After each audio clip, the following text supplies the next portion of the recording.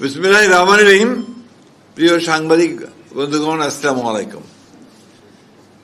আজকে আমরা একটা বিশেষ প্রেক্ষিতে আপনাদের সামনে উপস্থিত হয়েছি। আপনারা জানেন যে সম্প্রতি মিটফোর্ডে একটি ঘটনাকে কেন্দ্র করে একটা মর্মান্তিক এবং অনাকাঙ্ক্ষিত ঘটনার প্রেক্ষিতে এবং বিশেষ করে সুপরিকল্পিতভাবে এই ঘটনাকে ভিন্ন খাতে প্রবাহিত করার অন্যায়ভাবে যে একটা প্রক্রিয়া চলছে এবং একটি বৃহত্তম রাজনৈতিক দল বিএনপি ও তার শীর্ষ নেতৃত্ব জনাব তারেক রহমানের চরিত্র হননের যে ঘৃণ্য অপচেষ্টা, তার প্রতিবাদে আজ আমরা আপনাদের সামনে উপস্থিত হয়েছি। আপনারা ইতিমধ্যে অবহিত হয়েছেন যে একটি বিবেকবান রাজনৈতিক দল হিসেবে সাম্প্রতিককালে রাজধানী ঢাকার মিটফোর্ড এলাকায় সংগঠিত লালচাঁদ সোহাগ হত্যাকাণ্ডে বাংলাদেশ জাতীয়তাবাদী দল বিএনপি তার তীব্র নিন্দা, প্রতিবাদ ও দৃষ্টান্তমূলক শাস্তি দাবি করেছে এবং এই হত্যাকাণ্ডে সংশ্লিষ্টতা প্রমাণিত না হওয়ার পরেও যাদের নাম এসেছে তাদের মধ্যে বিএনপির সঙ্গে জড়িত যে দু একজনের নাম এসছে তাদেরকে দলীয় শৃঙ্খলা আলোকে আজীবন বহিষ্কারের মতো সর্বোচ্চ সাংগঠনিক ব্যবস্থা গ্রহণ করা হয়েছে। নিহতের পরিবার পক্ষ থেকে ইতিমধ্যে মামলার এজাহারের অসঙ্গতি সম্পর্কে বক্তব্য দেওয়া হয়েছে। তাদের বক্তব্য থেকে জানা যায় যে তাদের উল্লেখিত 3 জন অপরাধীদের নামের স্থলে এমন 3 জনের নাম সংযুক্ত করা হয়েছে যাদের বিরুদ্ধে তাদের কোনো অভিযোগ নেই। দুঃখজনক হল সত্য, নৃশংসতার মাধ্যমে এই হত্যাকাণ্ডে সরাসরি অংশগ্রহণকারীদের এ পর্যন্ত গ্রেপ্তার করা দূরে থাক, আইন প্রয়োগকারী সংস্থা এখনও তাদের নাম পরিচয় পর্যন্ত উদ্ঘাটন করতে সক্ষম হয়নি। তাছাড়াও আমরা বর্তমান সরকারের কাছে এই হত্যাকাণ্ডে সরাসরি অংশ নেওয়া ব্যক্তিদের গ্রেপ্তার এবং দ্রুত বিচারের পদক্ষেপ গ্রহণের দাবি জানিয়েছি।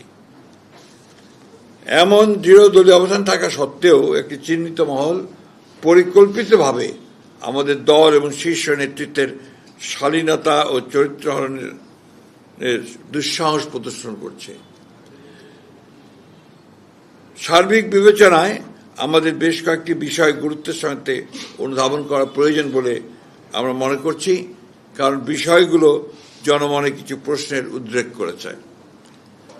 এই হত্যাকাণ্ডের ঘটনা কোনো রাজনৈতিক স্বার্থসিদ্ধির জন্য ব্যবহার হচ্ছে কিনা এবং এর মাধ্যমে আসন্ন জাতীয় নির্বাচনের পরিবেশকে বিঘ্নিত করার জন্য বিশেষ কোনো মহলের প্ররোচনায় এই ধরনের ঘটনাকে অজুহাত হিসেবে ব্যবহার করা হচ্ছে কিনা এ নিয়ে সন্দেহ করবার যথেষ্ট অবকাশ রয়েছে।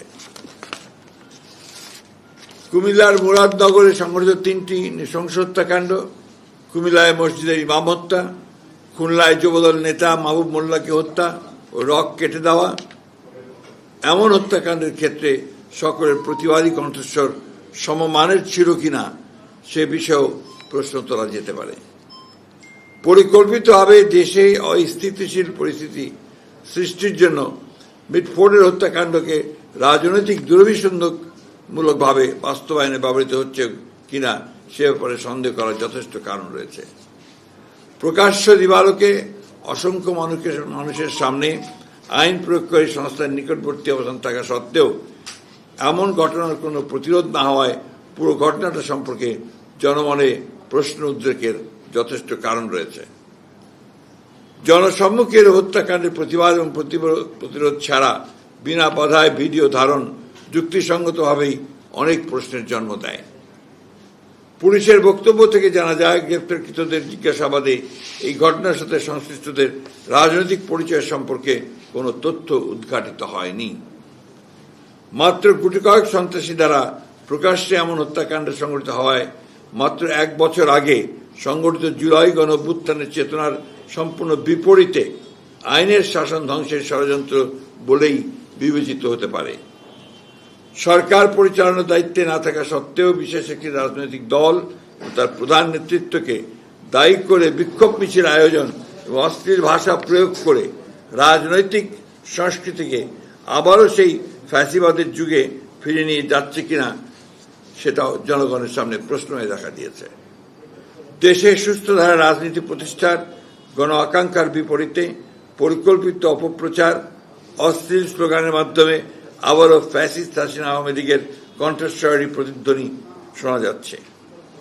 পূর্ব পরিকল্পিতভাবে 9 জুলাইয়ের ঘটনা 11 জুলাই শুক্রবার জুমার নামাজের পর সবচেয়ে প্রাইম টাইমে ইন্টারনেটে ছড়ানো শুরু করা হয়েছিল।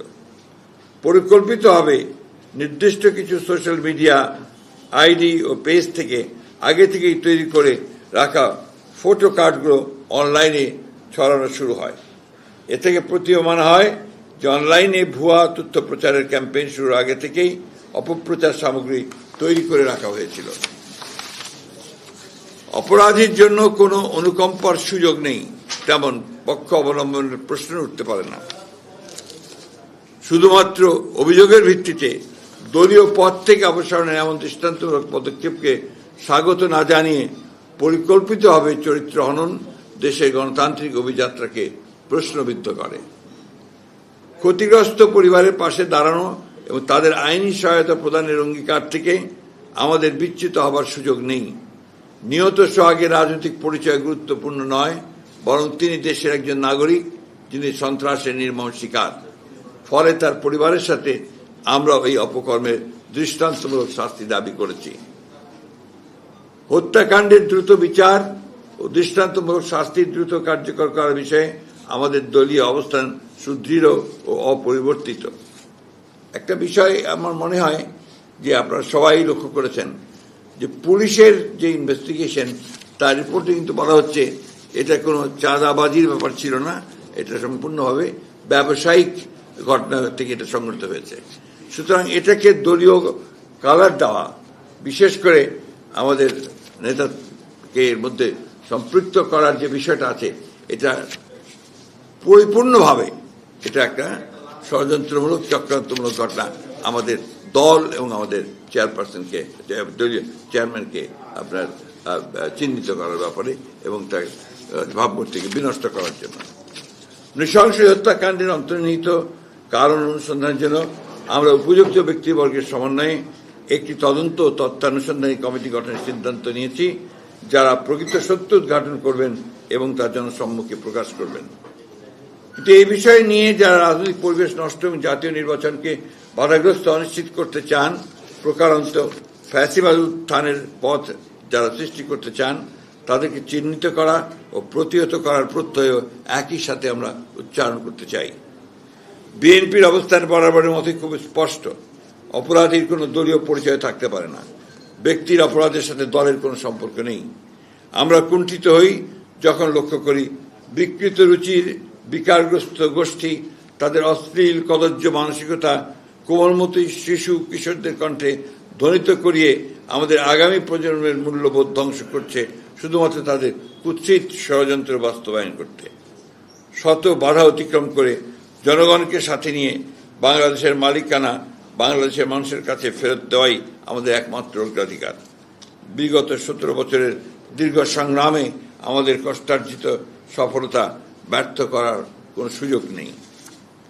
সুপরিকল্পিতভাবে দেশের বৃহত্তম জনপ্রিয় দলের বিরুদ্ধে কুৎসা রটনা, উদ্দেশ্যপ্রণোদিতভাবে দলের শীর্ষ নেতা, যিনি শুধু একজন ব্যক্তি নন, যিনি দীর্ঘ 1.5 যুগ ধরে পরিচালিত স্বৈরাচার পতন আন্দোলনের প্রধান নেতা, সাফল্যের কারিগর, গণ অভ্যুত্থানের প্রাণপুরুষ, তার বিরুদ্ধে অশ্লীল কুরুচিপূর্ণ এমন বক্তব্য প্রদানের বিরুদ্ধে আমরা তীব্র প্রতিবাদ, নিন্দা ও ঘৃণা প্রকাশ করছি। দেশে গণতন্ত্র পুনঃপ্রতিষ্ঠার প্রত্যয়ে ঐক্যবদ্ধ জাতিকে বিভক্ত করার ষড়যন্ত্রকারীদের মুখোশ আজ উন্মোচিত।